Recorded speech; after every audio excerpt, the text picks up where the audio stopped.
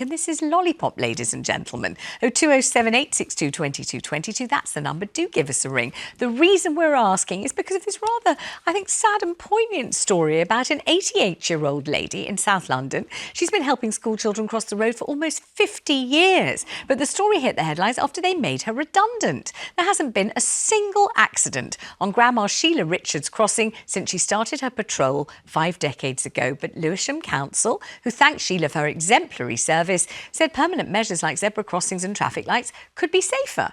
Around 1,250 Lollipop men and women remain on Britain's roads, with numbers halving in the decade from 2014. So do you feel as if they've now become obsolete, been made obsolete by all those electronic or whatever they are crossings? Sharron, why don't we start with you on this?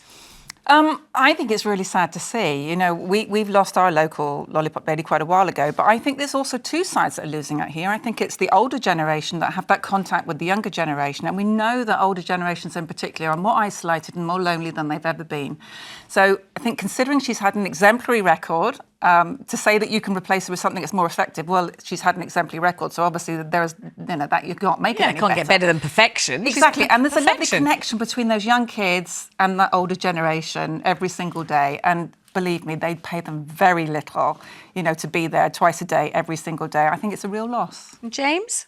I mean, I am sad for this Lollipop lady, but I do think perhaps the industry has changed and they could have now tasers, maybe they should have little scooters. Maybe they need to do something else, because we've had pedestrian crossings for a long time, zebra crossings. You're just continuing this theme. Parents ought to be more exciting. Lollipop men and women should also be more excited to do a bit of fire eating and acrobatics while they're doing it. There's phone snatchers all over London. They could perhaps chase them down. There's a lot. They can do other things. They're not really needed anymore. 88? I don't think she's going to catch them. But there's this whole thing of nobody ever sees a policeman or Bobby on the beat these days, but when you do see a Lollipop man or lady, there's that feeling that there is a community, there's someone you see every day, someone you can say hi to, someone you're pleased to see, no, Jonathan? Yeah, no, I totally agree. I mean, it's not actually a hill I'm going to die on, but I think it's a great shame. No, exactly. I think it's a great shame. Obviously, you don't. That's the whole point of Lollipop men and ladies. You don't have to die on the hill. Well, that is the entire point of this. Right, we're going to pause there for a break. Don't forget, later on, we're going to be asking, is it all right? You may say not just all right, but very sensible indeed, to marry for money. Maybe every day of your life, you wish that's exactly what you'd done. I know my mother used to say, Vanessa, it's just as easy to fall in love with a rich man as a poor one, but I just couldn't. I never managed to do it. I wish I had. I really do wish I had. But after this short break, we're taking your calls on whether we still have room in our hearts and our communities for Lollipop ladies and gentlemen. We have one waiting on the phone right now to talk to. Let's talk to Kerry. Oh my goodness. Kerry in Sussex is on the line, and Kerry retired on Friday as a Lollipop lady. Kerry, hi. How long had you been doing it for? I hadn't been doing it very long, unfortunately, only a school year, and I had to give up for a number of reasons, most of them difficult to talk about on the air, but I loved it. I absolutely loved it. Seeing the kids every day, and the kids love Lollipop ladies and men. They're part of the community. They see the kids across the road safely. You interact with them every day. They ask you random questions. I've done talks in the local schools about road safety. People love Lollipop ladies. I've got stopped by the police asking for directions. Everyone says good morning or good afternoon to you. It's just absolutely delightful, and I love the job, and I'm sad that I've had to give it up. So I could recommend the job to anybody, and the kids absolutely adore you. You think you're somebody special because they're delighted to see you. They say good morning and they talk to you. It's just part of a lovely community, the school community, and I'm really sad that I've had to give it up. Kerry, what would you say to any local council who thinks, we could just use one of those crossings instead, we don't really need a Lollipop lady or gentleman? What would you want to say? A Lollipop lady, well, you don't just cross for children, you're watching out all the time for the traffic, because when you're in the middle of the road, you have the authority of a police officer to stop the traffic, and the number of cars that just drive through, they don't stop. They think they can just carry on. Now, it's only me in the middle of the road, not the children, because the children only cross when I say it's safe to cross. So you need a combination of things. The Lollipop is an interacting person that talks to the children, explains to the children about road safety. You can have flashing lights, which we had at my crossing. So either end of the school, there are flashing lights warning the drivers that there's a school and a crossing.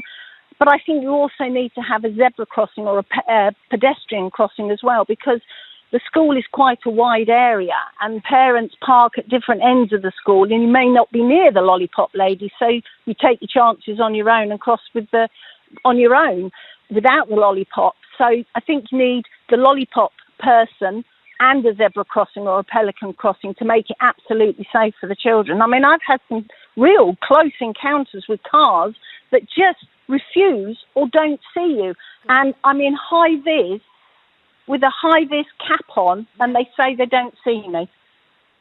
Well, I love your enthusiasm for the job. What a shame you've had to retire, but I hope you have a happy retirement, and thank you very much indeed for calling. Let's talk to Ellie in Staffordshire. Oh, my gosh, this is a tale to tell, Ellie. Thank you for ringing. Tell us all about it. It's a pleasure. Hello, Vanessa. Love your show. Yeah, it's quite a few years ago now. But we were crossing over the crossing, just coming normal day, coming out of school. There's mums and children on the crossing. There's quite a few children, starting to follow each other across the crossing. All of a sudden, the Lollipop lady shouted, "Stop," and put her hand right up in the air. We stopped dead in the middle of the crossing because we'd known her for years. And the car that was zooming down the road went behind her and would have got us if she wasn't there. Wow. So lives literally saved by the Lollipop lady. Gosh. Literally. How many lives did she save that day? Yours? And your well, there was 1, 2, 3, 4. But there was probably about 5 children on there and a couple of adults. And the other thing, Vanessa, I've known children that have said things to Lollipop ladies and shouted hello. And there's one little child that was being bullied. And as he was crossing the crossing with his mum and didn't want to say, he shouted out to the Lollipop lady, and she went in and told the school, and the problem was sorted out. I'm not saying that is a good thing, but at the end of the day, the Lollipop lady was part of the community, and she really did do a fantastic job. I could write a book about all the different little bits and pieces that made everybody feel safe with that lady. What an amazing call, Ellie. How lovely to talk to you, and thank you so much, and how lucky you had such a vigilant, magnificent, wonderful, heroic Lollipop lady. Let's talk to Angie in North Yorkshire. Hello, Angie. You know quite a bit about this subject too. Oh, good afternoon, Vanessa. Hi. Yes, I started as a Lollipop lady back in 1978 in North Allerton. Wow. And then when my husband and me moved over to Stockton in 89, they put me on the Oxbridge School, and I've done it for 40 years over. And I agree with the other two ladies there. They're wonderful and everything, I managed to stop a few traffic collisions. Sorry, I'm a bit nervous. No, you're doing a great job. Are you still doing it and still loving it, Angie? No, I packed in a few years ago because I was trying to get back to North Allerton because my husband passed away of spontaneous combustion. Oh, my love. A few years ago. I did ring the show when you first started about that, but I didn't come on air. But anyway, yes. So it was an amazing job and an incredible privilege, it sounds, to do it. And you obviously did it with your heart and with your soul. Angie, thank you so much, and sending you lots of love. Obviously very difficult to talk about your loss, and I'm sorry. Let's go to Ali in Devon. Ali, we need Lollipop, ladies and gentlemen, right? Oh, we definitely do. And I can actually profoundly say that my life was saved by a Lollipop lady. What? Whoa, what happened? Well, it didn't happen when I was little. It was a primary school where she was outside, but she was the moral compass of everybody. There's a Lollipop lady, don't swear in front of the Lollipop lady, and don't run into the road, etc. And she was just this sort of stalwart of the community. She was strict, but she was kind.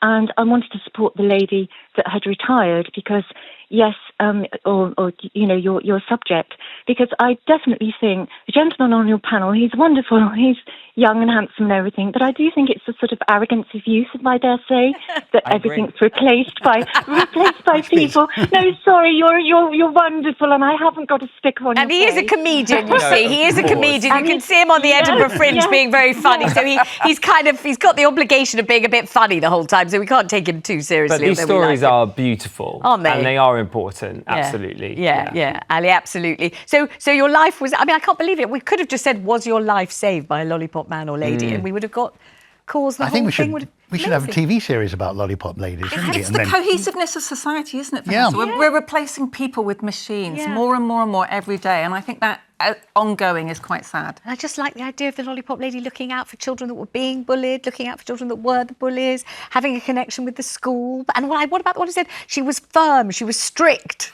but fair. And the idea that you kind of, your behaviour would just sort of snap into line when you saw the lollipop lady. Absolutely magnificent.